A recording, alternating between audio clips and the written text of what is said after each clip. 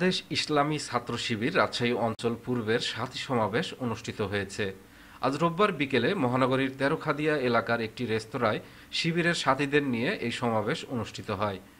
রাজশাহী মহানগর শিবিরের সভাপতি সিফাতুল আলমের সভাপতিত্বে প্রধান অতিথি হিসেবে উপস্থিত ছিলেন বাংলাদেশ ইসলামী ছাত্র শিবিরের কেন্দ্রীয় সেক্রেটারি জেনারেল জাহিদুল ইসলাম। এ সময় শিবিরের নওগাঁ জেলা পূর্বের সভাপতি সরোয়ার হোসেন, নওগাঁ জেলা পশ্চিমের সভাপতি রাকিবুল হাসান, রাজশাহী মহানগর শিবিরের সভাপতি হাফেজ খায়রুল ইসলাম, জসিমউদ্দিন সরকার, তহিদুর রহমান সুইট, গোলাম মর্তুজা, শাহাদত হোসেন, রাজশাহী বিশ্ববিদ্যালয় সভাপতি আব্দুল মুহাইমিন উপস্থিত ছিলেন।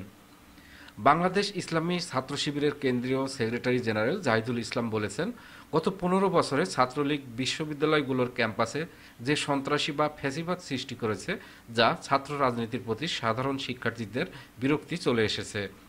তাই ছাত্র শিবির সহ সকল ছাত্র সংগঠনকে অনুরোধ করে বলতে চাই, সাধারণ শিক্ষার্থীদের মনের ভাষা বুঝে সুস্থ রাজনীতির চর্চা করতে পারলে কেবল তখনই সাধারণ শিক্ষার্থীরা এই ছাত্র রাজনীতি গ্রহণ করবে।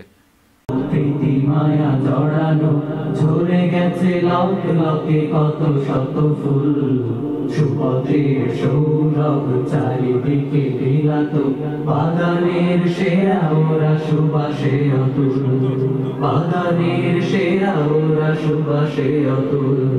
সাব্বির ইয়াহিয়া শাকুর, জাহাঙ্গীর রাশিদুর, সাব্বির ইয়াহিয়া হাফিজ, জাহাঙ্গীর শহীদুর।